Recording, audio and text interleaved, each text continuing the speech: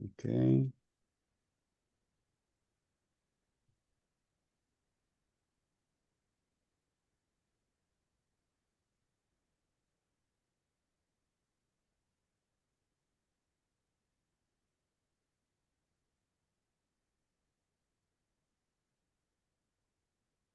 Adelante, distinguido. Aleluya, aleluya. Vamos a dar un tiempecito, doctor, para poder compartir.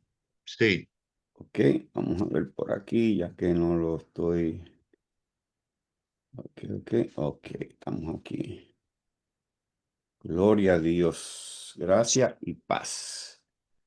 Qué bendición. Bueno, bendecimos cada uno de los que se está conectando en esta mañana. Qué bendición nuevamente estar aquí. Café académico.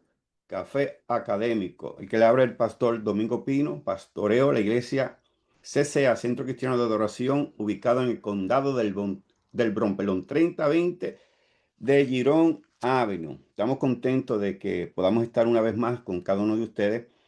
Y hoy tenemos un tema de película. Pero lo que vamos a hacer, vamos a dividir este tema en dos partes, ya que vamos a estar hablando de Apocalipsis capítulo 12 sobre la mujer, el dragón y el niño. Y creo que aquí hay tanta información, queremos darle lo mejor, la mejor información para que tenga un fundamento. Entonces, para poder lograr llegar ahí, tenemos que hacer dos programas con este tema porque verdaderamente va a ser de mucha, mucha bendición. Así que bendecimos, comparta, comparta el video, la clase de hoy que va a ser de mucha bendición. Y por aquí tenemos al doctor Paulino. Así que, doctor, un saludo aquí a la... basta. Bendiciones, gracia y paz. Gracia y paz. Bendiciones del Eterno, el innombrable, trascendente, metafísico, infinito. Hashem, Yahweh, Adonai, Elohim. ¿Ve? Son los nombres antropomórficos que se le han dado. Bendiciones, salud para usted, su matrimonio, si está casado o vive con su pareja, para su casa, toda su casa, su familia, sus hijos y sus generaciones. Bendiciones abundantes del Eterno. Amén, amén. Qué bendición esta audiencia que ya está entrando. Volvemos y repetimos, comparta, comparta el video. Siempre decimos que lo que queremos es traer luz, traer claridad a ciertas doctrinas, ciertos capítulos de la Biblia que muchas veces pues no se han podido hermenéuticamente traer de la manera correcta. Y es lo que estamos tratando de hacer. Y queremos que cada uno de ustedes, siempre le digo, oiga el video una y dos y tres veces, porque hay cosas nuevas que a lo mejor no las vas a poder absorber desde el primer instante, pero vuelva, busque una libreta, escriba y créame que va a aprender bastante sobre la palabra de Dios. Bueno, doctor, vamos a entrar al tema de lleno ya que hay mucho que compartir. Y como Bien. siempre hacemos, toda la semana comenzamos con unas preguntas para ayudar a la audiencia poder entender los temas que estamos trayendo. Entonces, doctor, comenzando con la primera pregunta, ya que estamos entrando al libro de Apocalipsis, y vamos a estar, como dije, hablando del capítulo 12 de Apocalipsis.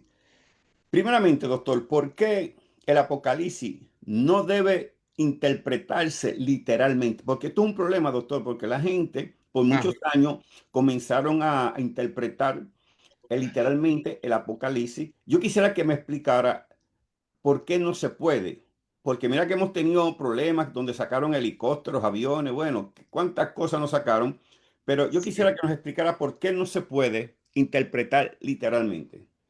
Sí, independientemente de que se ha tomado el versículo de que el cielo y la tierra pasarán, pero mis palabras no dejarán de cumplirse, que se ha usado mal para el libro de Apocalipsis, porque ahora mismo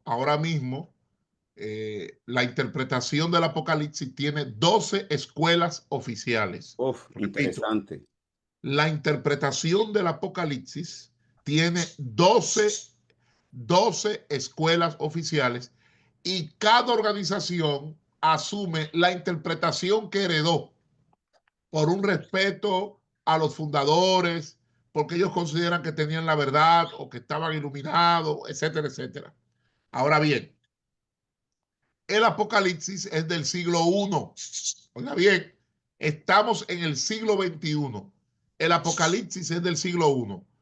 ¿Por qué el Apocalipsis no debe interpretarse literalmente? Porque el género apocalíptico es un género literario. La palabra apocalipsis proviene del griego apocalipsis, ¿verdad? Que significa revelación, develación o descubrimiento de lo oculto. Y es bueno decir aquí, pero que no se le vaya el gozo, que Apocalipsis no alude al fin del mundo. Uy. Y oiga esto, oiga bien, bíblicamente, estamos hablando bíblicamente, no de una interpretación que un hombre se inventó. El libro de Apocalipsis no alude al fin del mundo, sino a una revelación divina simbólica y trascendental para dar esperanza en tiempos de prueba, de tribulación y de persecución. El Apocalipsis de Juan se inscribe en el género literario apocalíptico judío cristiano, el cual, cuando usted lo estudia, se da cuenta que Daniel capítulo 7 al capítulo 12 en el Antiguo Testamento canónico pertenece al género literario apocalíptico judío cristiano. Bueno, en Daniel, claro, no existía el cristianismo, pero estamos hablando en un contexto moderno. El primer libro de Enoch, el cuarto libro de Esdras, que muchos no lo tienen, yo lo tengo aquí, en lo que se llama la Biblia Universal, que tienen todos los libros, aún los que no aparecen en la Biblia que usamos los evangélicos. Está el Apocalipsis de Barut, que pertenece a los pseudoepígrafos, y hay elementos en Ezequiel, en Isaías, especialmente Isaías 24, capítulo 24, el capítulo 27, en Zacarías y en Marcos 13. Por eso el Apocalipsis no puede tomarse de manera literal. No puede, no debe. Es un error. Es un error tomar el libro de Apocalipsis de forma literal. Wow. Interesante, interesante lo que usted acaba de decir. Ahora, doctor, antes de hacerle esta segunda pregunta, ya que estamos en esta línea, porque por mucho tiempo también la iglesia tenía miedo, había un terror leer el libro de Apocalipsis, cual Bien. verdaderamente creo que no debiera haber sido de esa forma, ¿no? Ah, Sí, no, no debió, no debería. porque el libro en realidad es un libro más de esperanza, ¿no? Que, Claro, que de estar claro. metiendo miedo, como la iglesia, pues mucha gente han pensado y han creído. Ahora, la pregunta que le hago, ¿cuáles son los rasgos estructurales y características del género apocalíptico? Bueno, los rasgos estructurales del género apocalíptico es que el apocalipsis, el género apocalíptico, se caracteriza por imágenes simbólicas Mm, y criaturas fantásticas, dragones, bestias, lámparas, estrellas caídas, mm, numerología simbólica, ejemplo, el 7, el 12, los 3 años y medio, los 144,000, que no es un número que indica exactitud ni que van a ser 144,000, sino que significa otra cosa. El 666, ¿ah? El Apocalipsis presenta escenarios cósmicos, cielos abiertos, tronos celestiales, abismos, juicio final. Y mm, también el Apocalipsis presenta visiones y éxtasis proféticos con mediadores angélicos. Oiga bien, visiones y éxtasis proféticos con mediadores angélicos. El Apocalipsis es un lenguaje codificado y es a menudo usado bajo regímenes de persecución para proteger a los lectores y denunciar a los opresores sin mencionar su nombre directamente, sin Mm, nombrarlos directamente. ¿Qué quiere decir eso? Que una lectura literal desactiva, oiga esto, leer el Apocalipsis literal desactiva el propósito, los objetivos para los cuales se escribió el libro de Apocalipsis. El propósito comunicativo del género se desactiva cuando usted lo toma literal y lo reduce a qué? A absurdos conceptuales, a incoherencia. Por ejemplo, un cordero con 7 ojos. Por favor, eso no es literal. ¿Ah? 7 cuernos. Cuando usted toma Apocalipsis 5, versículo 6, eso no puede interpretarse literalmente. Entonces, es importante que entendamos que el lenguaje de Apocalipsis en su estructura es un lenguaje codificado que se usó bajo regímenes de persecución, y esto protegía que si abrían la carta, el que la leía no entendiera, pero el que la exacto. recibía sí entendía lo que estaba leyendo. Interesante, doctor. Entonces, para que podamos entender lo que están, la audiencia ahora, la carta se escribe de esa forma porque no querían que, como usted acaba de decir, si alguien la tomaba o alguien del imperio no pudiera entender lo que se estaba tratando de llevar o decir el mensaje, por esa causa se escribe de esa forma, pero se entendía para ese tiempo lo que ellos querían decir. Correcto, ¿Eh? correcto. Y es bueno que sepan que históricamente hay más de 15 autores. Todo documento imperial que salía especialmente del César, del emperador, tenía 7 sellos.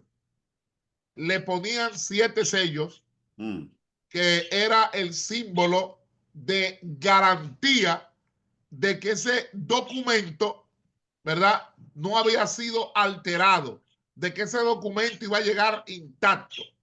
Todo documento imperial en el Imperio Romano tenía 7 sellos. Por eso, los 7 sellos del Apocalipsis, la gente dice, ¿por qué 7? Que no tiene que ver ahí con perfección, sino con una garantía de que ese documento no iba a ser alterado, ni editado, ni usurpado, sino que lo iba a recibir quien debía recibirlo. wow. Eso es interesante que haya explicado ese punto ahí. Pero, doctor, antes de continuar con la tercera pregunta, estoy tratando para que así podamos traer esa información, Sí. la audiencia puede acá estar. Le hago la pregunta. El libro de Apocalipsis, primeramente, solamente quisiera una contesta, no hay que dar mucha explicación, pero fue escrito originalmente por el apóstol Juan. No. Vamos a aclarar. Lo primero es que Juan ya no está en la isla de Patmos. La pregunta es, ¿cuál Juan? Porque fue que por una tradición, acuérdense, no existían los medios periodísticos, televisivos, radiales, digitales, no existían las redes sociales, no existía la multimedia. Entonces Juan era un nombre común en ese tiempo. Y por la filología, oiga esto, por ejemplo, el capítulo 1 de Juan, que fue el último que entró, tiene 3 introducciones con 3 estilos de escrituras diferentes. Wow. ¿Y qué pasa? Que por eso ya se sabe que no fue un solo Juan que lo escribió, Mm, sino que por lo menos hubieron 3 manos de 3 Juanes. ¿Cuál Juan? No sabemos. ¿Por qué? Porque al Juan que estuvo con Jesús, oiga esto, Nerón se lo llevó.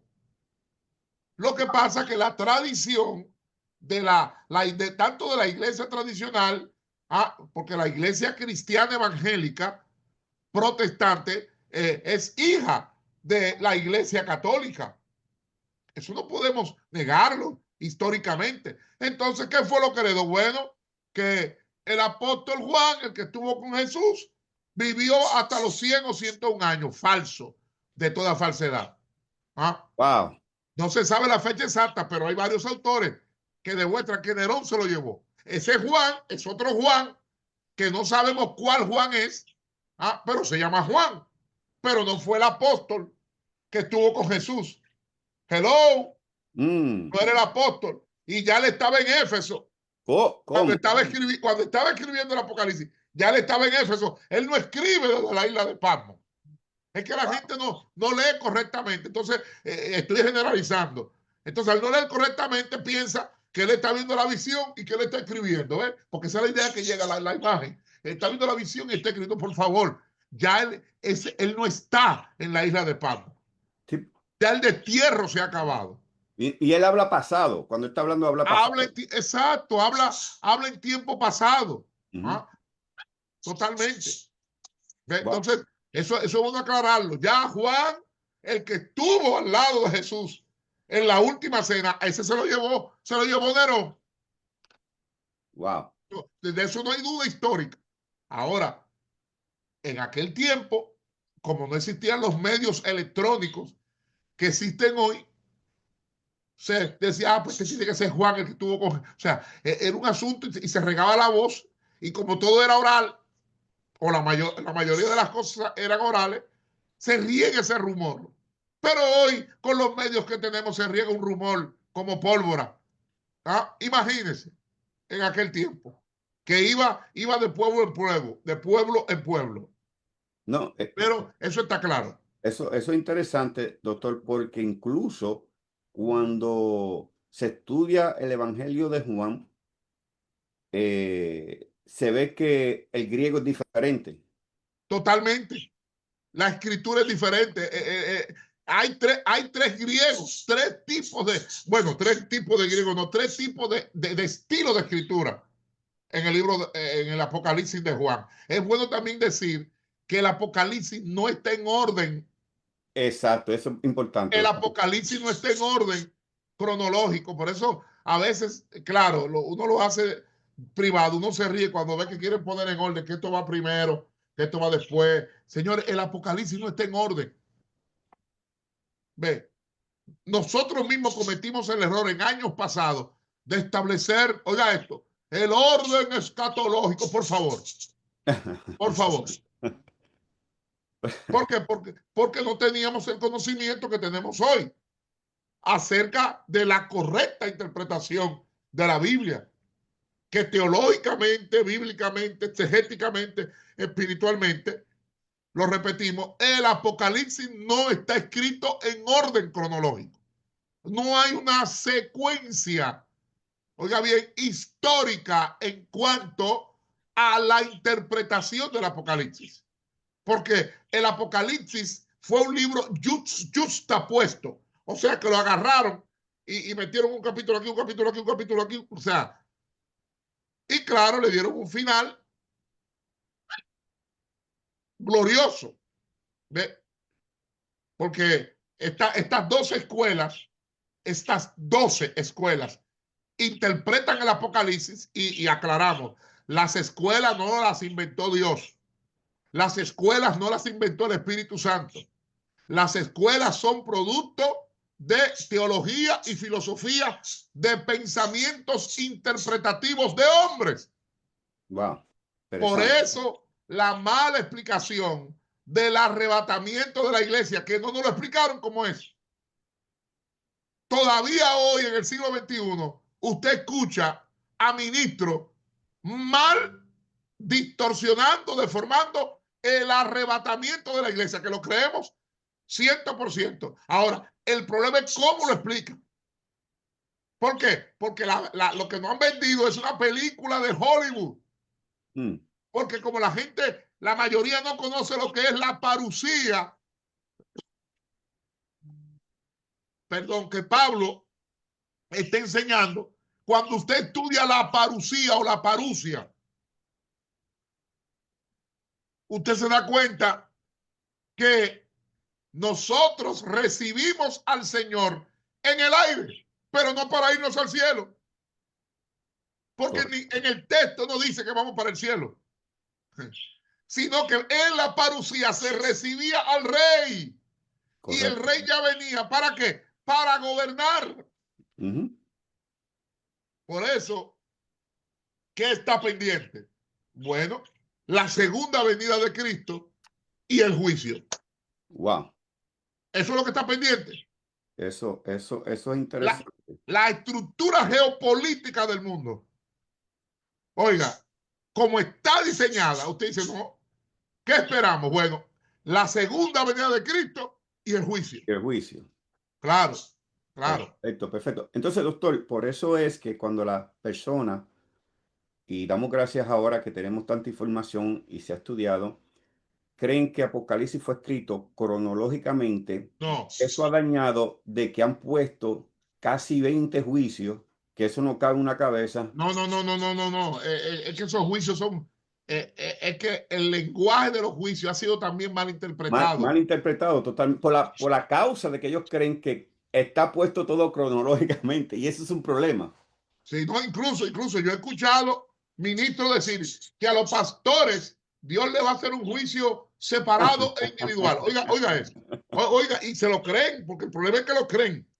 Y quitarle ese esquema es prácticamente para ellos un insulto. Sí. Pero incluso usted lo ha oído. No, pero la Biblia dice que a los adúlteros y a los fornicarios los juzgará Dios. O sea, y usted lo oye explicando, como no tienen la disposición a estudiar qué significa eso, dicen que a los adúlteros y a los fornicarios le harán un juicio aparte. Sí. Y el juicio es uno solo. Uno, sí. Lo voy a repetir, el juicio es uno solo. No, y es bueno que lo aclare, doctor, porque hay escuelas de interpretación que hablan sobre 5, 6, 7 juicios. No, ahí encontré uno ahí que habla de 9 juicios. Y Dios no va a perder su tiempo. Por favor, que con 9, 10 juicios. No, es un solo juicio. Lo que pasa es que no todo el mundo va a ser tratado de la misma forma en el día del juicio final. ¿Ves? Incluso Pablo habla, oiga esto, y esto fue producto que se formara la doctrina, porque el hecho de que la Biblia mencione el tribunal de Cristo, la gente lo ha puesto como que ese es un juicio separado, exclusivo de la iglesia. Y en el cielo. Y en el cielo, o sea, donde se nos van a entregar los premios, los galardones y las coronas.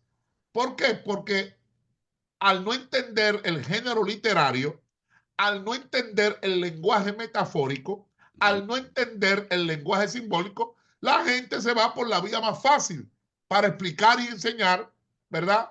Una verdad que está en la Biblia, pero en la forma que la diserta está deformada, está distorsionada y la persona está mal informada. Wow, es interesante, doctor. Y eso que no hemos entrado al tema bien en lleno, pero estos temas y estos puntos son importantes aclararlo, porque aún que se está hablando, se está tratando de traer una claridad, hay gente, maestros, pastores, que aún oyendo lo que usted está diciendo, tienen tanto los ojos, los lentes, que para ellos es difícil aceptar lo que usted está diciendo. No, se encierran. La mente que sabe, ellos se encierran y dicen, no, así fue que me lo enseñaron y así es.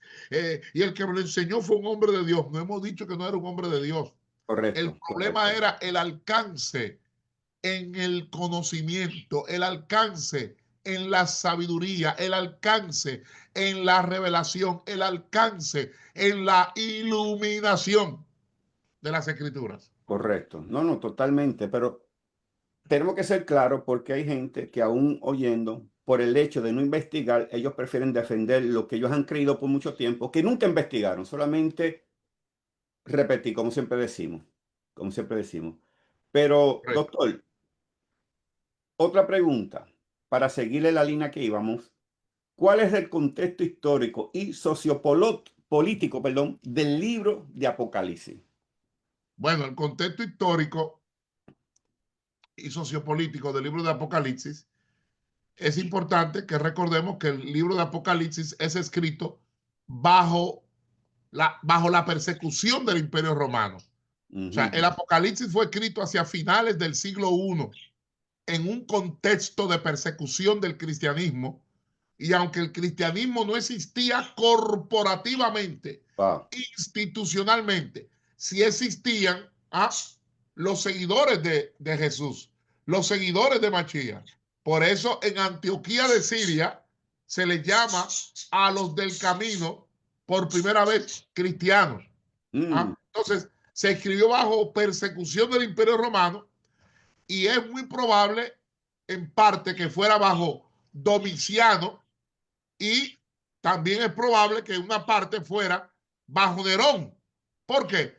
Porque el contexto de Apocalipsis, que fue escrito bajo la persecución del Imperio Romano, ¿verdad? Repito, en el tiempo de Domiciano, estoy hablando de Domiciano del año 81 al año 96 después de Cristo, o tal vez Nerón, una parte, del año 54 al año 68 después de Cristo. Entonces, el uso del lenguaje codificado apocalíptico protege al lector, protege al creyente y denuncia simbólicamente al poder opresor sin nombrarlo directamente. Entonces, ¿qué hace el autor? Que el autor usa imágenes codificadas para criticar el poder imperial mm. sin provocarlo directamente.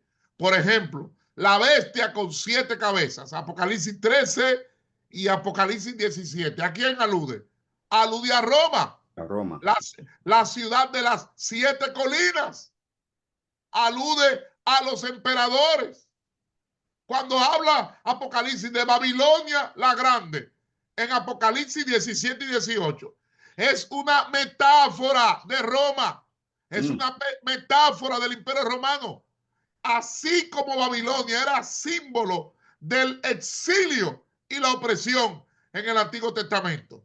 Porque ahí hay en Apocalipsis un código de resistencia simbólica, porque el lenguaje apocalíptico funciona como discurso de resistencia, mm, dando esperanza a comunidades oprimidas mediante imágenes de juicio, imágenes de redención, imágenes de triunfo divino.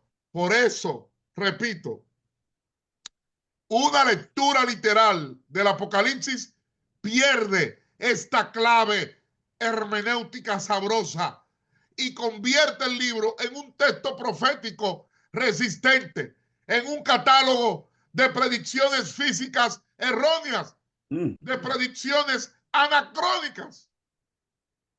Wow, interesante.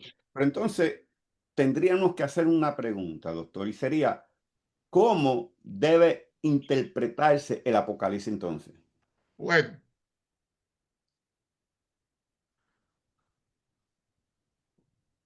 no debe interpretarse literalmente, Ok. no debe interpretarse literalmente, sino con una hermenéutica espiritual, simbólica, eclesial y teocéntrica. Mm, Repito, no debe interpretarse literalmente. La hermenéutica que se debe usar en Apocalipsis es espiritual, simbólica, eclesial y teocéntrica. Y debe interpretarse el Apocalipsis a la luz, primero, de su género literario. Segundo, de su contexto histórico romano. Tercero, de su lenguaje figurado. Cuarto, de su teología del reino. Y quinto, acorde a la esperanza escatológica. mm. Así debe interpretarse el Apocalipsis. Wow, wow, muy buena información. Ahora, doctor, siguiendo esta misma línea, ya que estamos en Apocalipsis, ese es el tema de hoy 12, ¿cómo podemos catalogar y clasificar Apocalipsis 12 de la mujer y el dragón y el niño varón, ya que estamos en ese capítulo 12. Sí, es importante que los que están conectados y los que van a ver este video sepan que las historias de dragones, de una mujer y de un hijo eran comunes en la antigüedad. Repito, las historias de dragones, de una mujer y de un hijo eran muy comunes en la antigüedad. Porque ¿qué son los dragones? En la literatura, poderes.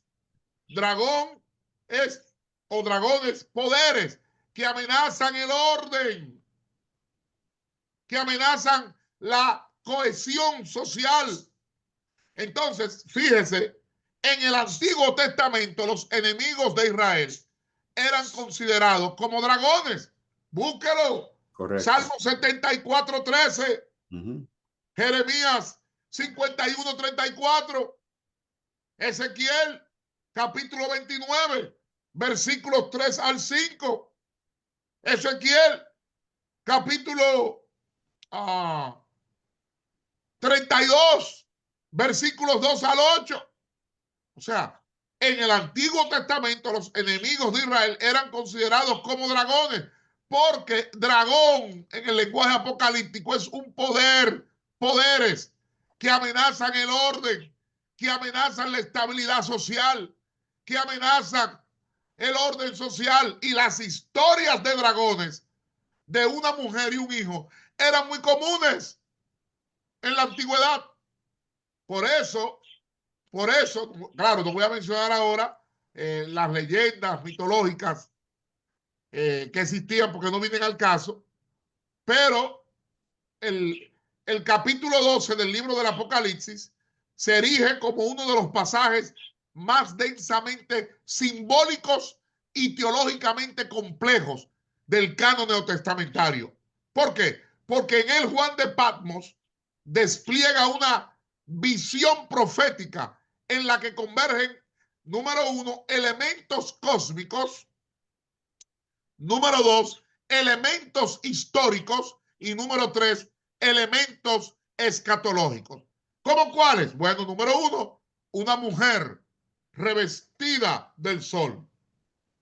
Número dos, un dragón escarlata con múltiples cabezas.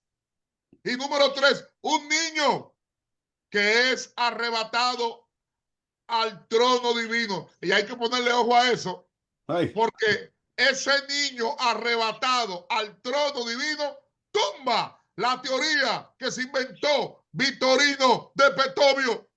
Vitorino de Petó, de que Satanás estuvo en el cielo y se llevó la tercera parte de los ángeles. Una interpretación que él es el culpable de que la iglesia esté diciendo ese absurdo, esa incoherencia, ese disparate. Porque una cosa es cielo y otra cosa el trono de Dios. Y Satanás, el diablo, nunca estuvo en el trono de Dios. Por eso, esta escena no debe leerse meramente como una alegoría aislada, sino como una síntesis visionaria que condensa el drama redentor de la historia sagrada desde la gestación mesiánica y la confrontación espiritual con el mal hasta la exaltación celestial del Cristo y la protección providencial del pueblo fiel. Porque a través de Apocalipsis 12, de este relato simbólico, el Apocalipsis articula no solo una cosmovisión dualista del conflicto entre el bien y el mal, sino también una teología de la historia centrada en el triunfo escatológico del reino de Dios. Y cuando usted analiza y estudia Apocalipsis 12, la narración configura así una arquitectura teológica que trasciende el tiempo lineal, proponiendo una hermenéutica del presente a la luz de la consumación futura, en la cual la fidelidad del testimonio se impone sobre el poder del dragón. De modo que Apocalipsis 12 es uno de los capítulos más densos y simbólicos del libro. ¿Por qué? Porque actúa como una bisagra, actúa como un eje de transición entre los juicios y las visiones cósmicas, revelando un drama escatológico que, primero, conjuga el pasado salvífico, Wow, segundo, conjuga el presente conflictivo y tercero, conjuga la consumación futura, porque su estructura narrativa sigue el patrón de una visión simbólica apocalíptica que rememora las mitologías bíblicas, las mitologías judías y las mitologías del cercano Oriente Antiguo. wow, wow. Interesante. Interesante esa información. Ahora, doctor, entrando de lleno, Apocalipsis capítulo 12, que es donde nos estamos centrando, un capítulo súper importante, como usted dijo, se puede decir el más importante que podemos ver en este libro. Hago la pregunta, hago la pregunta para entrar de lleno a la audiencia que está ansiosa por saber, ¿a quién representa la mujer de Apocalipsis 12:1? Ok, muy bueno, muy bueno. Miren, la mujer, vamos a decirlo de manera sencilla, representa el pueblo santo, representa al Israel redentor. Eso es. Yo sé que usted va a decir, bueno, pero encontré un libro que es María, dejarte eso, dejarte eso. Porque la figura de la mujer en Apocalipsis 12:1 ha sido objeto de interpretaciones teológicas y tipológicas desde los primeros siglos del cristianismo, ¿verdad? ¿Por qué? Porque el texto lo describe como una mujer vestida del sol, con la luna bajo sus pies y una corona de 12 estrellas sobre su cabeza. Apocalipsis 12:1. ¿De qué está hablando? Del Israel mesiánico. ¿De qué está hablando? Del Israel en la gestión redentora. ¿Por qué? Porque desde la perspectiva profética antiguo testamentaria, o como dicen, veterotestamentaria, la imagen de la mujer alude a Israel como matriz del Mesías. ¿Y qué base bíblica tenemos para eso, señores? Isaías capítulo 26. Isaías capítulo 26, versículos 17 y 18. Y Miqueas capítulo 4, Miqueas capítulo 4, versículo 10, describen a Sión como una mujer en dolores de parto. Y esta imagen que lo que hace Apocalipsis es que la retoma y la transfigura.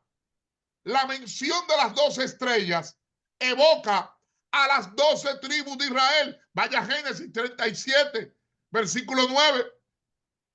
Reconociendo a Israel como comunidad histórica, portadora de la promesa mesiánica. Por eso, en Isaías 26, versículo 17, ¿de qué dice? Como la mujer encinta, la mujer embarazada.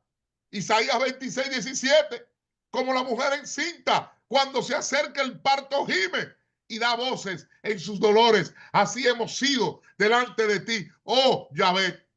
Entonces, desde una lectura tipológica paulina y joánica, la mujer representa, interpretando correctamente, la comunidad de los santos como nueva humanidad en Cristo, tanto sufriente como glorificada. Por eso, el paralelismo en Gálatas, con Gálatas 4:26, la Jerusalén de arriba, Gálatas 4:26, la cual es madre de todos nosotros.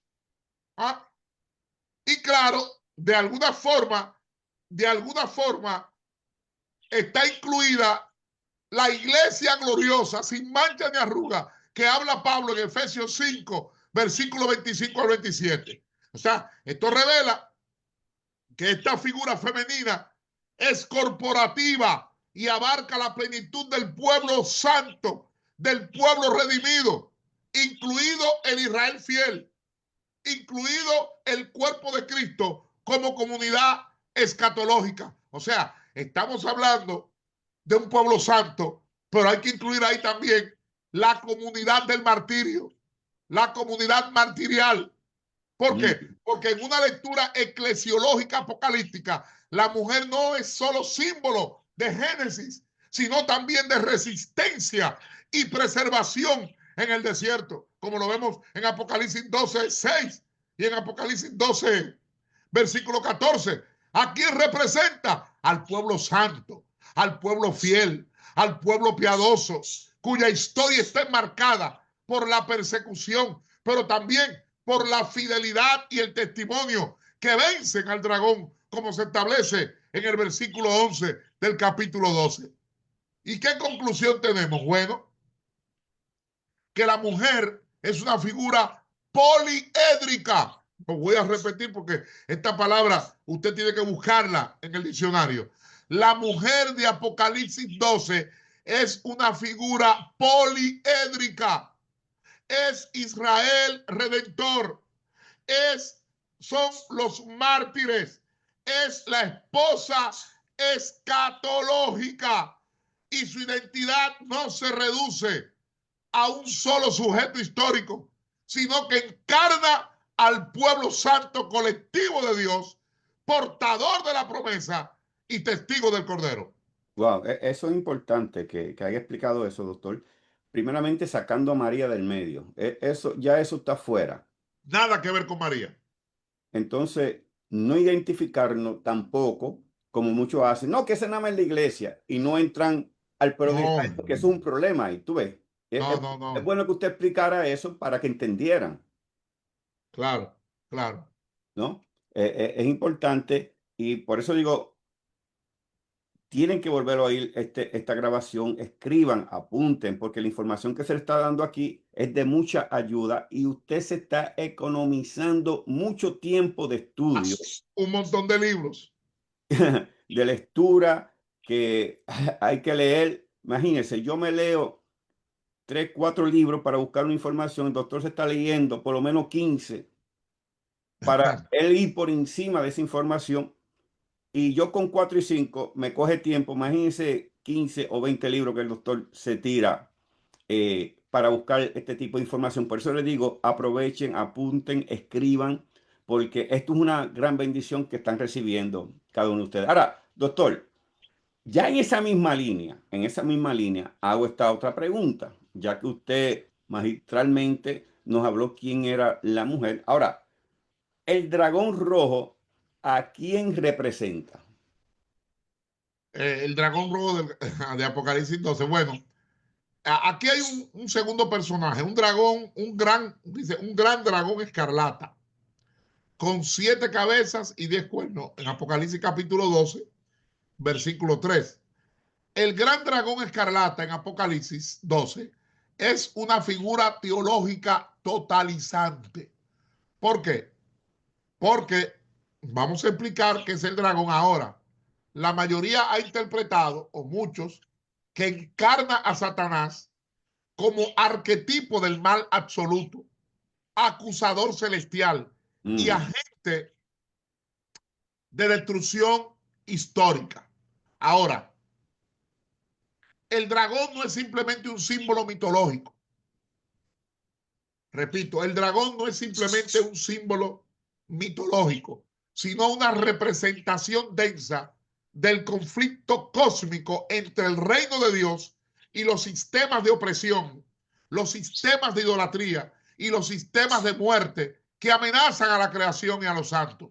ok. Su color, oiga esto, su color, su forma, su tamaño y su función lo configuran como la anti-imagen del Cristo vencedor, contraparte diabólica del Cordero inmolado que paradójicamente vence mediante la sangre y el testimonio. Ahora, Ujú. la imagen del dragón en Apocalipsis, oiga bien, yo quiero que me escuche primero, porque lo que voy a decir no está en Google, lo que voy a decir no está en internet, lo que voy a decir no está en Wikipedia. El dragón representa 24 aspectos simbólicos. ¿Por qué? Porque es un dragón escarlata. Ahora, me voy a concentrar esos 24 aspectos simbólicos del dragón. Primero, tienen un simbolismo teológico e imperial. ¿Qué quiero decir? Bueno, primero, que el dragón representa a Satanás en su faceta imperial. Hay que decirlo así. No es Satanás solo, no. Satanás en su faceta imperial y de poder cósmico estructurado. O sea, porque el dragón es la forma más sistematizada de la rebelión angélica. Poder, engaño y control global. ¿Ve? Como está en Apocalipsis 12:9 y 13:2.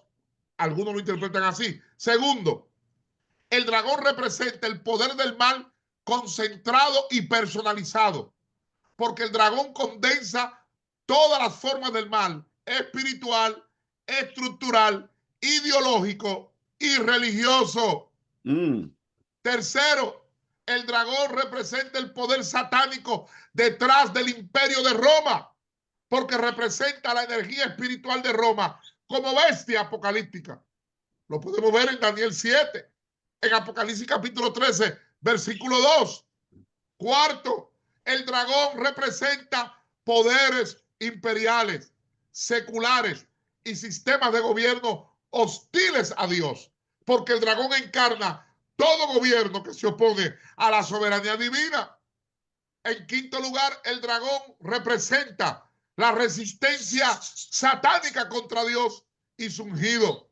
Léase el Salmo 2, léase Apocalipsis 12, del 4 al 5.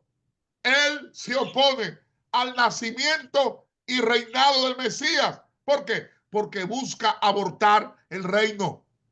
En sexto lugar, el dragón es símbolo de falsa soberanía y poder usurpado, porque el dragón pretende reinar, pero no tiene trono propio. Por eso, Apocalipsis 13:2, sino que lo recibe de otro. En séptimo lugar, el dragón representa la figura del imperio romano como bestia escarlata. ¿Por qué? Porque Roma es la máscara histórica del dragón en el siglo I. Léalo en Apocalipsis 17:3. En octavo lugar, el dragón. Perdón. En octavo lugar, el dragón es imagen del sistema mundial hostil a Dios.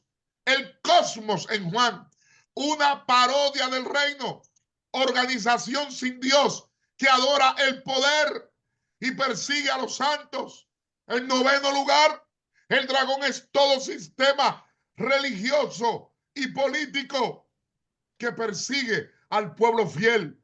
¿Por qué? Porque el dragón es el motor detrás de toda persecución, como lo vemos en Apocalipsis 12, versículo 17. En décimo lugar, el dragón es un símbolo atemporal del mal espiritual en la historia, más que un evento, es un principio activo y continuo en la humanidad caída. Ahora, cuando vamos a la dimensión escatológica y anticristológica del dragón, como número 11, el dragón es la encarnación de la resistencia final a la instauración del reino de Dios. ¿Por qué? Porque el dragón emerge en el clima de la historia, oponiéndose a la entronización del Mesías. Como número 12, el dragón es Satanás en su manifestación última, totalitaria y global. No es solo tentador o acusador, sino gobernante mundial por imitación. Número 13, el dragón es enemigo escatológico de Dios, su reino y sus testigos. Es la figura contra la cual se libra la batalla final en Apocalipsis 20, versículo 2.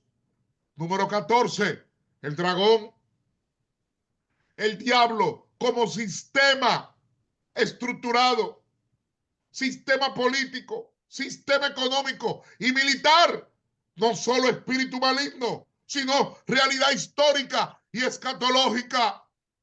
Número 15. El dragón es la oposición sistemática, activa y organizada contra Cristo y su iglesia, porque el dragón busca destruir al Mesías, como lo vemos en Apocalipsis 12:4, y luego a su pueblo en Apocalipsis 12, versículo 17. Número 16.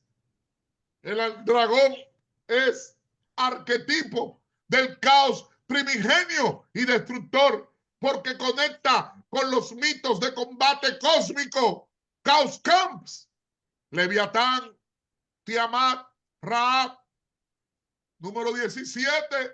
El dragón es símbolo del caos precreacional y del desorden anticreación, porque el dragón representa el antigénesis, la inversión del orden divino. Número 18.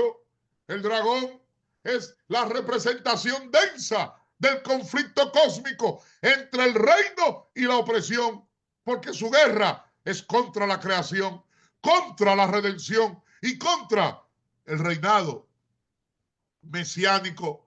Ahora, en una función retórica y teológica en el Apocalipsis, número 19, el dragón es una figura literaria para desenmascarar el poder idolátrico del mundo, porque el dragón revela lo que hay detrás de la apariencia civilizada del imperio. Número 20, el dragón es una parodia monstruosa del Dios Trino y del Cordero. Él tiene su Trinidad, dragón, bestia del mar y bestia de la tierra, la Trinidad satánica. Apocalipsis capítulo 12 y capítulo 13. Número 21. El dragón es símbolo de la anticreación y del anticristo, porque se opone al logos creador de Juan 1:1 y se erige como pseudo Mesías. Número 22. El dragón es la encarnación del odio satánico contra la mujer, el pueblo y el niño, que es Cristo. Imagen del odio ancestral desde Génesis 3:15. Enemistad entre la simiente y la simiente de la mujer. Número 23. El dragón como principio religioso político de persecución apocalíptica, religión de Estado, culto imperial, idolatría forzada, todo unido por el dragón. Y número 24, en una síntesis teológica del mal absoluto, en oposición al reino de Dios, porque eso es el dragón, una síntesis teológica del mal absoluto en oposición al reino de Dios.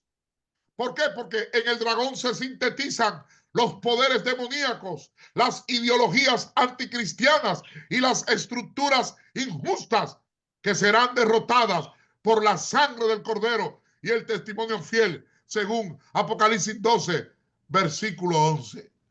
Eso es el dragón. Por eso el gran dragón escarlata no es simplemente un monstruo fantástico, es una síntesis simbólica de la rebelión cósmica, histórica, religiosa, política y espiritual contra Dios, el cual, fíjense que este dragón, con sus múltiples cabezas, color de sangre y función narrativa, representa una visión total del mal como sistema y oposición activa desplegada desde el Génesis hasta el Apocalipsis.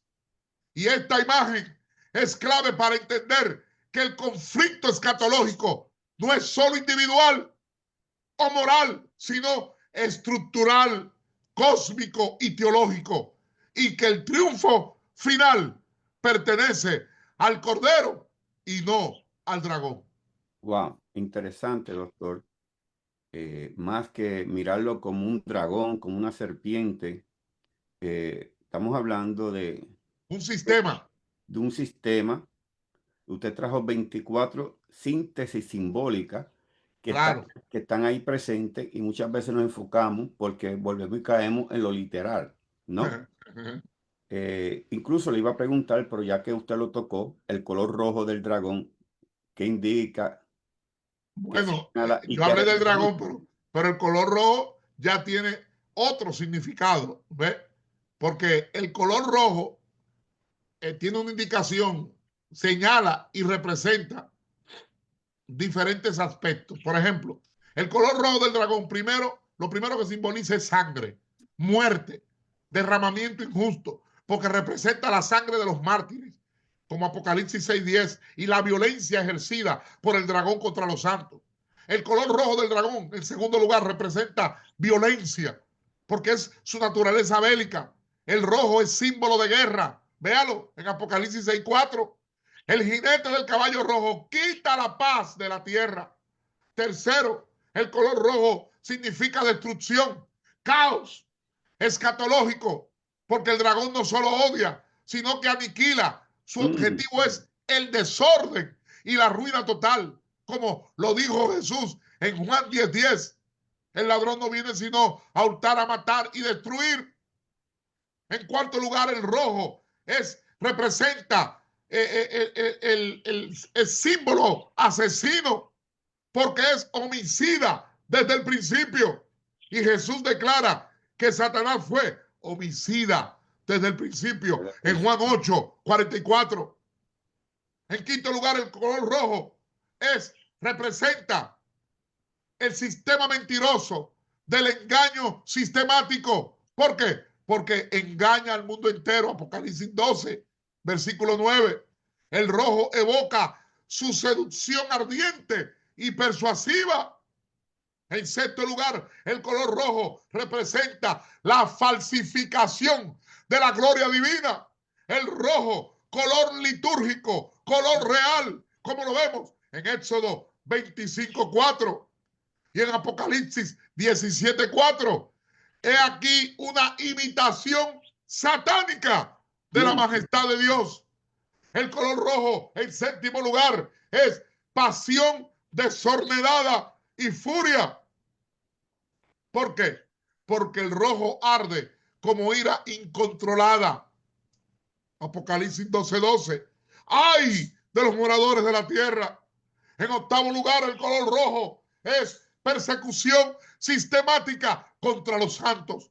La mujer, el pueblo de Dios, los santos, es perseguida por el dragón, como lo vemos en Apocalipsis 12:13 y 12:17, porque el rojo es símbolo de esta hostilidad sangrienta.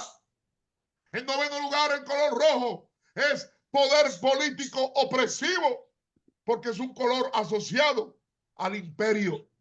El rojo escarlata alude a la Roma imperial, como lo vemos en Apocalipsis 17:3. La bestia también es escarlata. En décimo lugar, el rojo es representación de juicio divino inminente, porque el rojo presagia el castigo divino sobre el dragón. Su color lo delata como condenado, como lo vemos en Apocalipsis 20:10.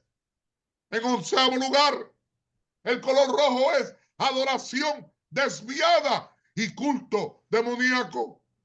El dragón recibe adoración que le pertenece solo a Dios. En Apocalipsis 13:4. El rojo representa aquí la idolatría blasfema.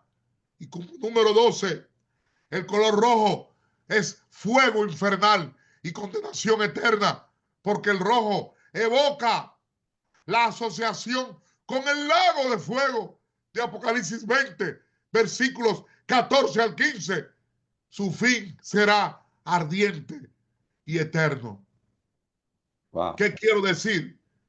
Que el color rojo del dragón no es un adorno literario, es una clave teológica y simbólica que refleja, primero, la naturaleza sangrienta, perversa, violenta y destructiva del mal. Segundo, refleja la imitación burlesca de la gloria de Dios. Y tercero, el anuncio de su juicio irreversible y final. Por eso, este color rojo encapsula el drama escatológico de la oposición cósmica entre el reino de Dios y el reino del engañador. Wow. Bueno, aquí estamos dando información académica. Vuelvo y repito, tiene que volver a oír la grabación, entender, esto se le está dando para que entiendan que no es solamente algo literal, esto va más allá de lo que podemos leer. Ahora, doctor, para seguir aquí, según Apocalipsis 12, en el versículo 3, porque estamos trayendo aclaraciones de lo que significa cada cosa. En el versículo 3, ¿qué significa las 7 cabezas y los 10 cuernos? Que muchas veces se ha interpretado de la manera incorrecta. Ok, miren, las 7 cabezas y los 10 cuernos representan a nivel general la teología del poder satánico. Repito, las 7 cabezas y los 10 cuernos a nivel general representan la teología del poder satánico. Ahora, las 7 cabezas hay que tomarlo con una interpretación simbólica teológica. ¿Por qué? Porque representa plenitud de inteligencia pervertida. Porque el número 7 aquí simboliza plenitud o totalidad en la numerología bíblica. ¿Ah? Lo vemos en Génesis 2 con los 7 días de la creación. Lo vemos en Apocalipsis 5, versículo 6. Ahora, las cabezas, ¿qué representan? 4 cosas: mente, autoridad, gobierno y control. Repito, las cabezas representan mente, autoridad, gobierno y control. Ahora, aquí, ¿qué significa? Una sabiduría satánica completa. Una sabiduría satánica orientada al mal. Una sabiduría satánica orientada al engaño. Una sabiduría satánica completa, orientada a la rebelión. Léalo, Apocalipsis 17:9. Las 7 cabezas que representan, número 1, plenitud de sabiduría corrompida. Número 2, poderes históricos hostiles. Y número 3, las 7 cabezas representan a Roma y sus reyes. Ahora, cuando hacemos una interpretación histórica contextual, esas 7 cabezas, Apocalipsis 17:9, dice que son los 7 montes de Roma, sobre los cuales se sienta la mujer, alusión a la Roma imperial, conocida como la ciudad de las 7 colinas. Las 7 colinas: Aventino, Celio, Capitolino, Esquilino, Palatino, Quirinal y Viminal. Ahí está. Las 7 colinas simboliza el imperio político militar dominado por el dragón. Los 7 reyes son poderes políticos.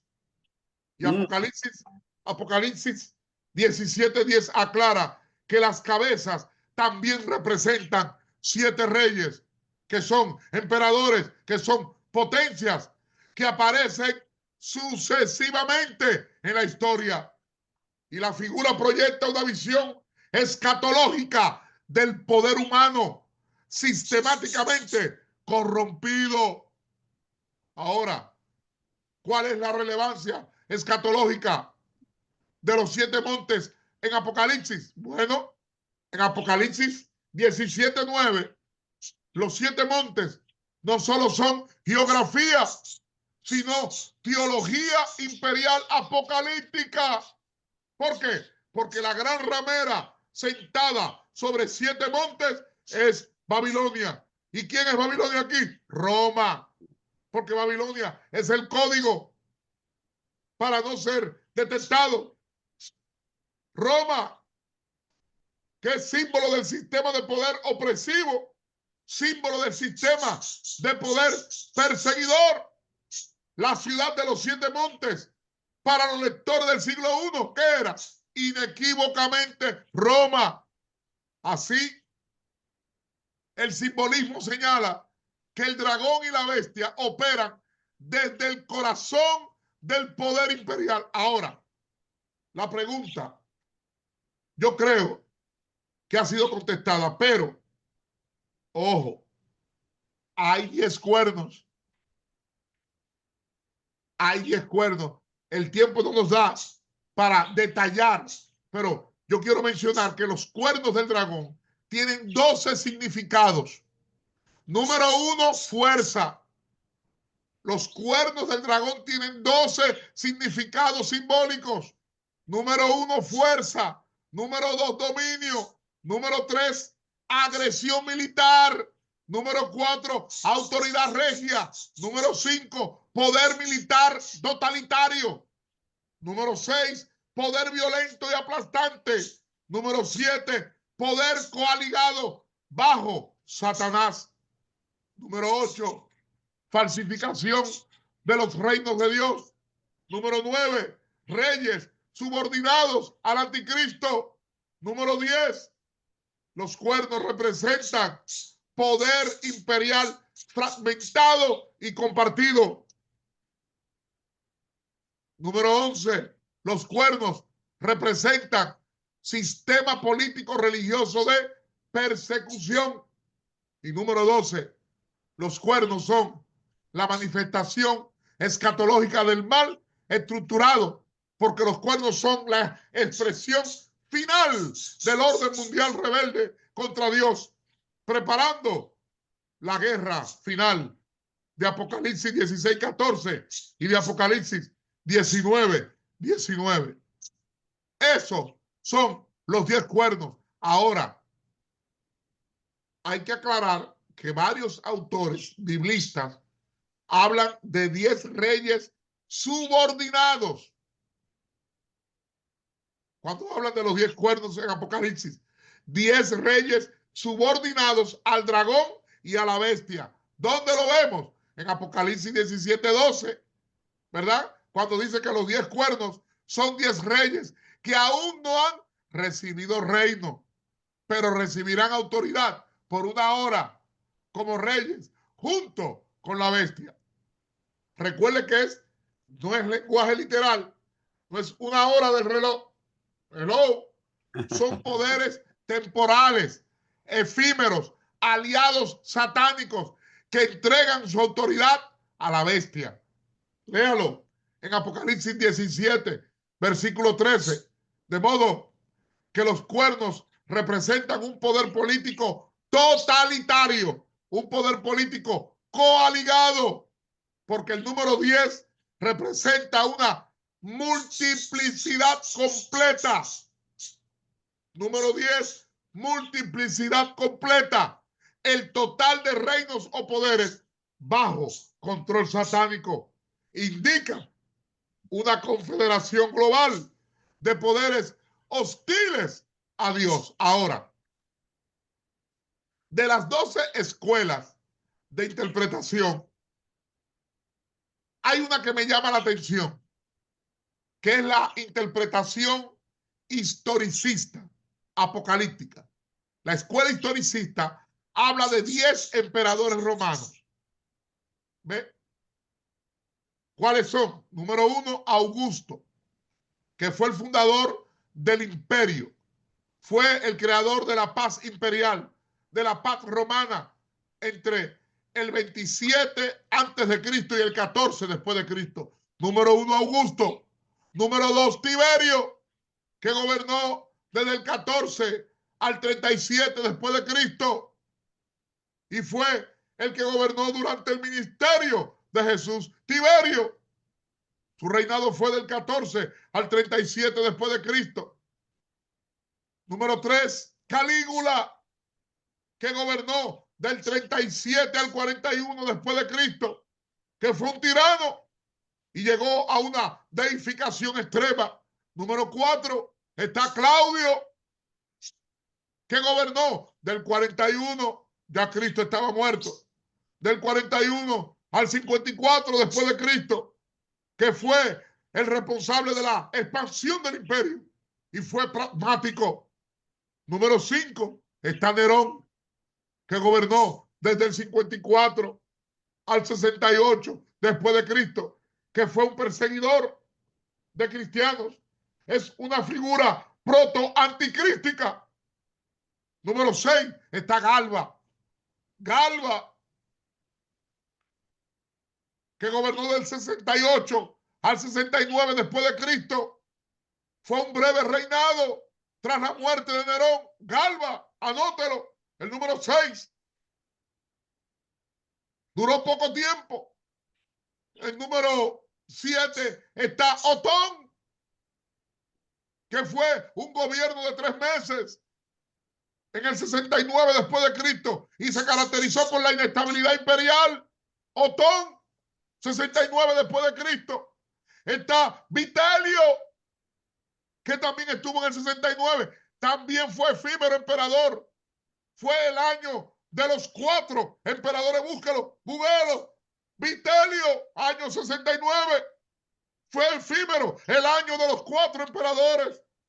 Número 9, Vespasiano, que estuvo desde el 69 al 79 y fue el culpable o el responsable de la restauración del orden y fundador de la dinastía Flavia. Y en 10º lugar está Tito. Ve, los 10. Tito, el número 10. Desde el 79 al 81 después de Cristo. Que claro, cuando destruyó el templo todavía no era emperador, pero fue el que destruyó el templo de Jerusalén y destruyó Jerusalén también en el 70 después de Cristo, asociado al cumplimiento escatológico. ¿Qué es lo que quiero decir? Que los 10 cuernos del dragón de Apocalipsis 12:3 y de la bestia de Apocalipsis 13 y 17 representan una coalición simbólica de poder político maligno bajo la soberanía de Satanás, que primero participa activamente en la rebelión contra Dios y en la persecución de su pueblo. Segundo, colabora brevemente con la bestia, el sistema anticristiano, pero su reinado es limitado, 1 hora. Tercero, simboliza la totalidad de los poderes humanos absolutizados, ideologías, naciones o líderes que rechazan el señorío de Cristo. Cuarto, su destino es ser derrotados por el Cordero en el clima escatológico, como está establecido en Apocalipsis 17, versículo 14. De modo que estos 10 cuernos en la literatura apocalíptica, oiga bien, esos cuernos no son detalles decorativos, sino símbolos concentrados del poder maligno estructurado, porque los 10 cuernos representan un sistema de reinos y poderes que actúan coordinadamente en oposición a Dios y a su Cristo.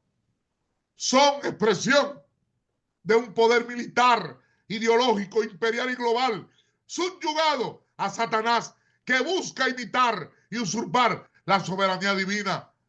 Y esto indica su carácter violento, su carácter coaligado y escatológico, el cual revela una lucha cósmica entre el reino de Dios y los sistemas demonizados y satánicos del mundo. Amén, amén, amén. Bueno, déjame rapidito decirle aquí los que están aquí. Sabemos que no todo el mundo tiene esa capacidad académica, pero el doctor está tratando de abarcar tanto al que es académico como al que no es académico. Así que el que no es académico reciba esa información para que más adelante la pueda usar en cualquier información que necesite. Y somos claros en esto. Sabemos que no todo el mundo es académico, pero esa información es parte para poder entender y salirnos de lo literal, que por costumbre estamos aferrados a ella. Así que es bueno que tengan presente esto. Ahora, doctor, rapidito, rapidito, ya que el tiempo sí está corriendo, siempre el tiempo nos traiciona. Yo quisiera ya en ese mismo versículo 3 que usted habló de los cuernos, ¿qué verdaderamente significa las 7 diademas, porque eso es otro punto que también ha traído mucha confusión. ¿Usted nos pudiera explicar qué significa esas 7 diademas? Sí, es un tema bien polémico y controversial porque los emperadores no usaban diademas. Ahí entonces hay una contradicción. Mm, Usaban diadema los vasallos. ¿Ve? Ahora, aquí las diademas aparecen como, ahí el término es estéfanos, corona del vencedor, ¿ah? Que es usada para los santos y para Cristo. Y la diadema, que representa la corona de soberanía real, se usa aquí para el dragón. Ahora, ¿cuál mm, es el significado simbólico? Bueno, una autoridad usurpada y falsa realeza. mm, ¿Por qué? Porque las diademas sobre las cabezas del dragón simbolizan pretensión y presunción uh, de gobierno real, de dominio imperial. Las diademas son diademas de rebelión, no son legítimas. ¿Por qué? Porque Cristo tiene muchas diademas. Lo vemos en Apocalipsis 19:12. Cristo tiene muchas diademas, pero que el dragón usurpa autoridad para imitar a Dios. La diadema que representa imitación blasfema del Mesías es una parodia diabólica de Cristo Rey, donde el dragón aparece coronado. ¿Por qué? Porque así se proyecta como anticristo estructural, una entidad política, religiosa y espiritual que mm. reclama adoración y poder. De modo que las 7 diademas, ¿qué son? Número 1, autoridad real, autoridad regia ilegítima, ilegítima. ¿Qué son? Imitación blasfema del reinado divino. Porque el versículo presenta al dragón como un ser político espiritual global, parodia monstruosa del Mesías que busca dominar el mundo por la fuerza, el engaño y la violencia. Pero ¿qué pasa? Su poder es amplio pero efímero, destinado a ser destruido por el Cordero vencedor, como está en Apocalipsis capítulo 17, versículo 14. Wow, wow, wow, wow. Interesante, interesante. Tengo dos preguntas más, doctor. Esta, yo sé que están esperando esta respuesta y aquí yo sé que usted va a tener que explicarlo porque esto ha traído mucha contradicción, mucho problema. Y oiga la pregunta, doctor. ¿Cómo interpretamos Apocalipsis 12:4, en donde la cola del dragón arrastraba la tercera parte de las estrellas del cielo? Fíjense, porque esto ha traído un problema con el pensar que Satanás fue echado del cielo. Entonces, esto por muchos años, y sé que muchos de los oyentes han pensado y se han hecho la pregunta, entonces, ¿qué significa eso? Entonces, para eso es esta clase, y pongan atención cómo el doctor nos va a aclarar qué es lo que significa esto aquí. Adelante, doctor. Sí, ese texto ha sido el texto para muchos predicadores. Ya aclaramos lo de Isaías, Ujú, ya aclaramos lo de Ezequiel, pero ujú. se agarran también de aquí para decir que Satanás estuvo en el cielo. La pregunta es, ¿a cuál cielo se refiere Juan? Ay, ay, ay. Porque una cosa es el cielo y otra cosa es el cielo del trono de Dios. Trono de Dios. Porque cuando uno mira para arriba, que está mirando el cielo. Ujú, ¿Ah? Por eso Pablo fue más específico. Le llamó el príncipe de la potestad del aire. ujú, Entonces, aquí la cola del dragón arrastraba la tercera parte de las estrellas del cielo, número 1. Ya dijimos que el lenguaje apocalíptico es simbólico. La cola es simbólica. La cola del dragón es simbólica. Y la tercera parte no está hablando de un número exacto. Está hablando de un simbolismo. mm, mm. Y hay que tener lo que se llama la habilidad para hacer una interpretación rica y multidimensional de Apocalipsis 12:4. ¿Por qué? Porque en la Biblia las estrellas del cielo no solo representan ángeles, sino que también representan, primero, imagen simbólica de personas humanas, especialmente del pueblo de Dios, especialmente de sus líderes.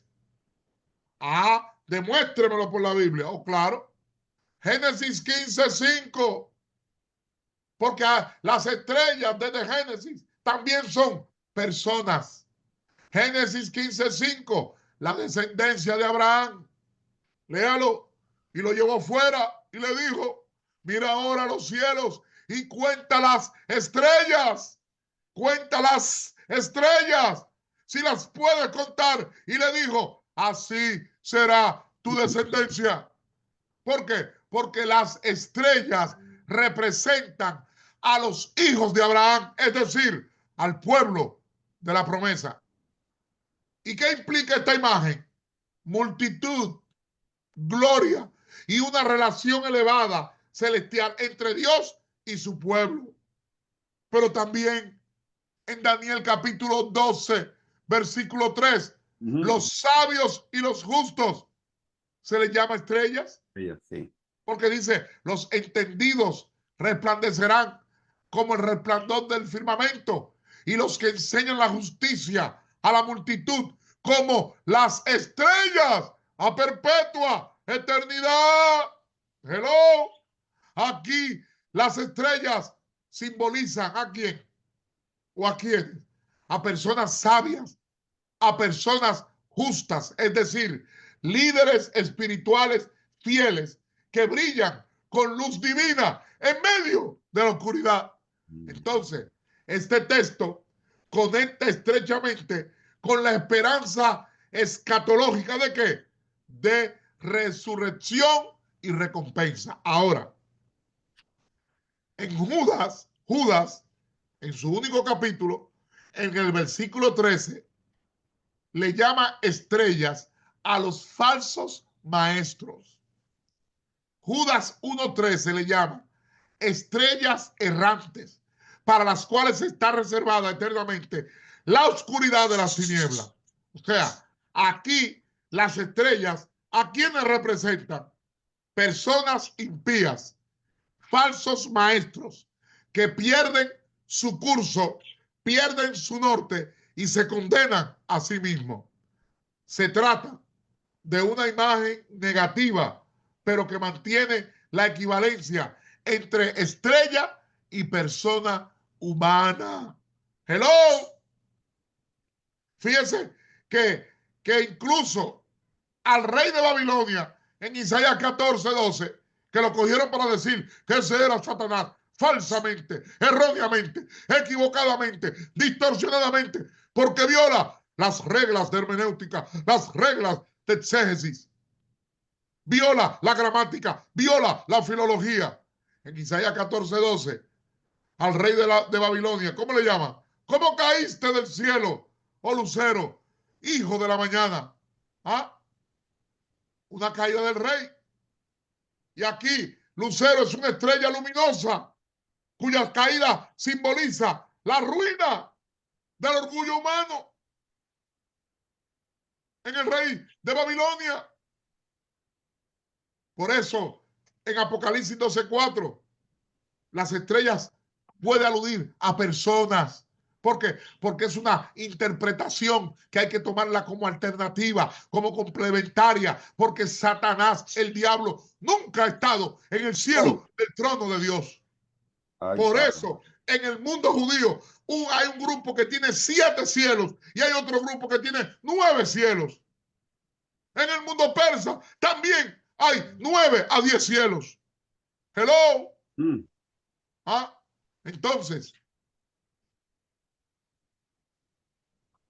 ¿qué puede ser esto? Creyentes, piadosos, santos, arrastrados por el engaño del dragón. O sea, puede representar una parte del pueblo de Dios que es seducido, engañado, perseguido, destruido por el poder del mal. Hello. En un contexto apocalíptico, las estrellas arrojadas a la tierra serían símbolos del sufrimiento del pueblo fiel durante el conflicto escatológico. Pero también esas estrellas representan líderes espirituales que caen. Hello.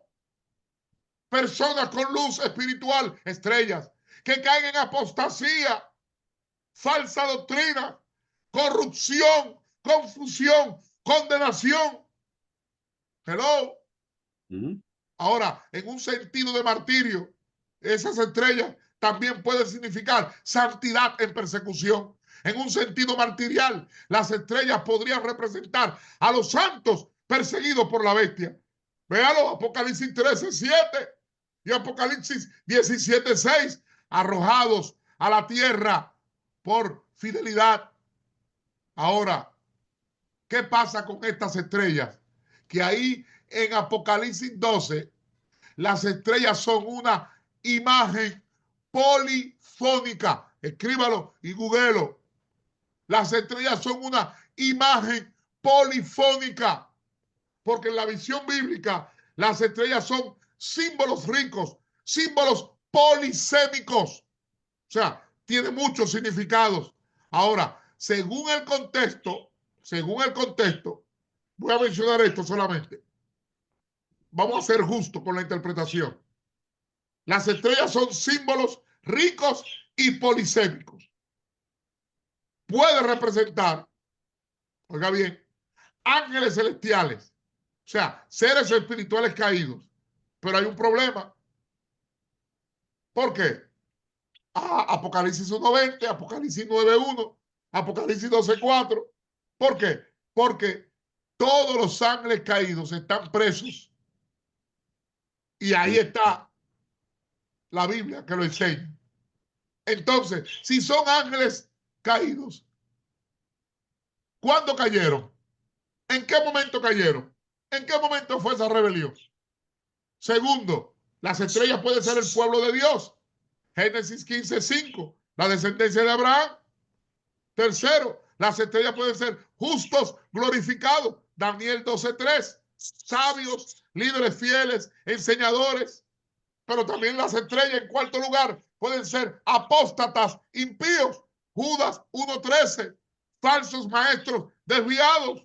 En quinto lugar, las estrellas pueden ser reyes orgullosos, como Isaías 14:12, el rey de Babilonia, que representa los poderes humanos que se elevan a sí mismos y caen. De modo que en Apocalipsis 12:4, las estrellas arrojadas por la cola del dragón pueden referirse a una triple dimensión simbólica. Pueden ser líderes espirituales que se extravían o son eliminados. Pueden ser creyentes perseguidos o seducidos por el mal o por el poder del mal. Pero hay que decir la tradicional interpretación, que es la menos probable. Ángeles caídos, subordinados al dragón. ¿Ve? Hay que decirlo.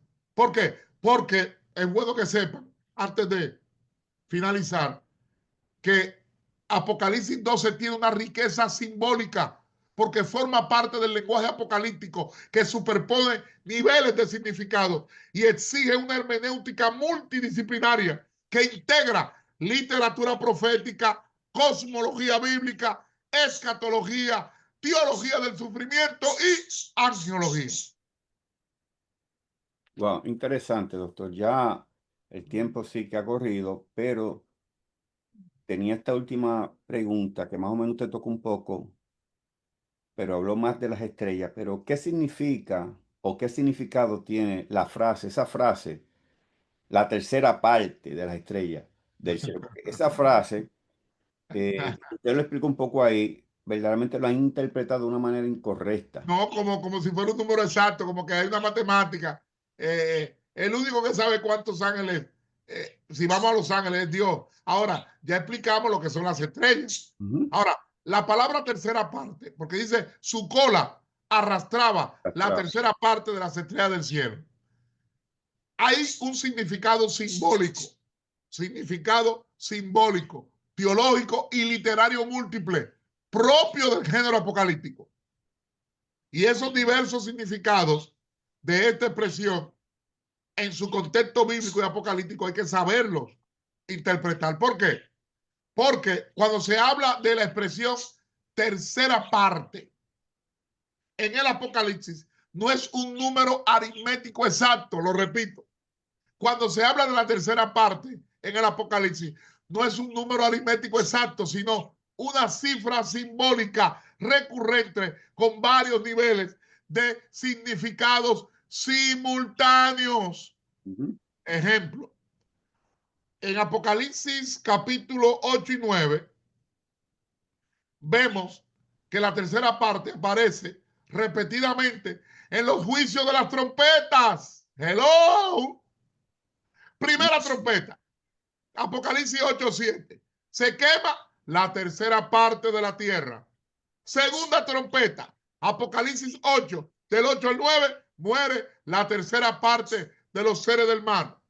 Tercera trompeta, Apocalipsis 8, del 10 al 11, la tercera parte de las aguas se vuelven amargas. Cuarta trompeta, Apocalipsis 8, versículo 12, se oscurece la tercera parte del sol, de la luna y de las estrellas. Entonces, ¿qué muestran estos textos? Que la tercera parte indica juicio severo, pero limitado, un acto de advertencia, no de destrucción total. Es Dios frenando su ira con misericordia, dando oportunidad de arrepentimiento. Relaciónelo y conéctelo con Apocalipsis 9, versículos 20 y 21. ¿Y qué pasa? Que la expresión, la tercera parte de Apocalipsis 12:4 sigue ese patrón. Y esa tercera parte de las estrellas no significa una rebelión total, sino una caída significativa, pero no absoluta. Un juicio cósmico contenido, un conflicto parcial dentro del orden celestial. Aleluya. Bueno. Yo creo que con esta información hemos cogido bastante tiempo. Vuelvo y repito, quisiera que aquellos que entraron a mitad vuelvan a oír la grabación para que tengan eh, sentido lo que se está hablando, pueda sacar notas, que es lo que queremos. Y yo sé que esto está siendo de mucha bendición a muchos pastores y damos gracias a Dios por eso, porque esa es la idea, ser de gran bendición. Y lo que el doctor está trayendo es una información que, vuelvo y repito, como lo dije un momento, le está economizando bastante tiempo, bastante lectura. Y esto hay que estar agradecido por esto. Doctor, hemos llegado hasta el versículo 4. Yo creo que ya para la semana que viene vamos a estar tocando los otros versículos porque Apocalipsis 12 tiene demasiada información.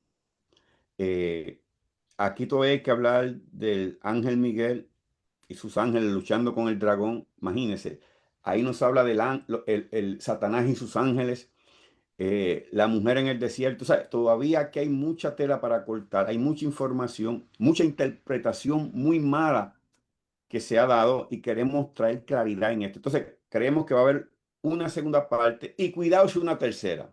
Y cuidado si una tercera. Sí, ¿Ves? sí.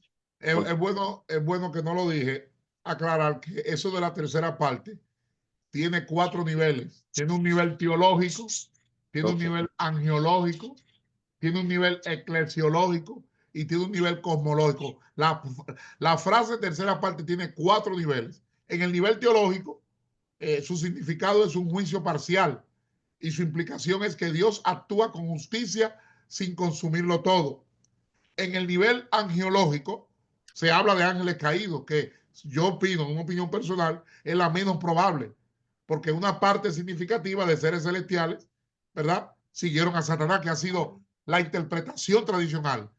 En el nivel eclesiológico, la tercera parte significa fieles perseguidos o seducidos. O sea, el pueblo de Dios sufre pero no es destruido. Y en el nivel cosmológico, el significado es que es un colapso parcial del orden creado, de modo que el mal perturba el cosmos, pero sin derrotar a Dios. De modo que la tercera parte en Apocalipsis 12:4 simboliza un juicio severo, pero limitado, una rebelión real, pero contenida, un caos cósmico provocado por el dragón, pero nunca triunfante sobre el plan de Dios. Es una advertencia escatológica. Ese es el mensaje. El mal hiere, pero no reina. El mal seduce, pero no prevalece. El mal cae, pero es arrojado. Bendiciones. Interesante, interesante. Y queremos añadir que todavía este tema va a ser más amplio cuando entremos a los otros versículos, porque volvemos y decimos, la gente interpreta cielo como el trono de Dios y es totalmente diferente. Y por eso se ha interpretado de que Satanás fue echado fuera y usted sabe todas estas historias, todas estas interpretaciones con la tercera parte de los ángeles. Imagínense, el escritor contó a todos sus ángeles, eso es increíble. Pero esto es totalmente erróneo. Pero la próxima semana, mientras vayamos entrando a los otros versículos, se va a dar cuenta que es imposible que esa interpretación esté correcta. Y qué bueno que también sepan que el dragón, porque ahí el problema es que hay un texto que lo señala, el dragón, el lenguaje es simbólico, porque el dragón representa a Satanás como arquetipo del caos, El caos. arquetipo de la acusación, arquetipo de la violencia sistémica, desplegando una lucha contra Dios por medio de estructuras terrenales. Es la encarnación simbólica del poder antirreino. Es bueno que tengan esto en cuenta cuando piensen en el dragón, aparte de los significados que dimos anteriormente.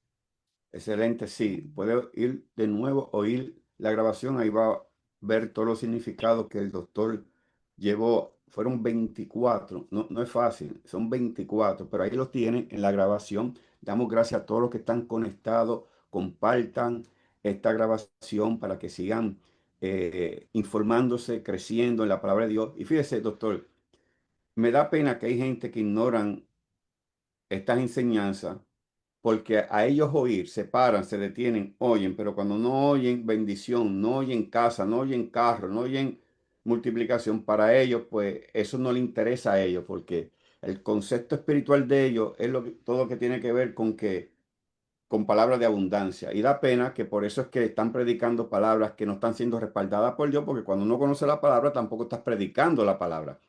Es- Exacto. Eso tenemos que entenderlo cuando estas enseñanzas son tan ricas y nos deja ver la claridad de la palabra.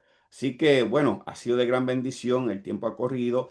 Esto es una clase académica, por eso es que es larga, para que coja tiempo, se sienta, escriban, saquen notas, busquen más información, los va a ayudar a seguir estudiando, a seguir entendiendo. Esta mejor guía que la que estamos dando, yo creo que no van a encontrar. Así que ha sido una bendición haber estado este día con ustedes. La semana que viene seguimos con la segunda parte, si Dios permite. Así que una bendición. Le ha hablado el pastor Domingo Pino junto al doctor Elías Paulino. Así que, Elías, doctor, perdone, ¿se puede despedir del pueblo? Bendiciones, gracias por su atención, gracias por dar like, gracias por dejar su comentario. Sus opiniones para nosotros valen mucho. La valoramos una por una. No la pasamos por alto. Leemos cada comentario que usted hace y lo tomamos en cuenta.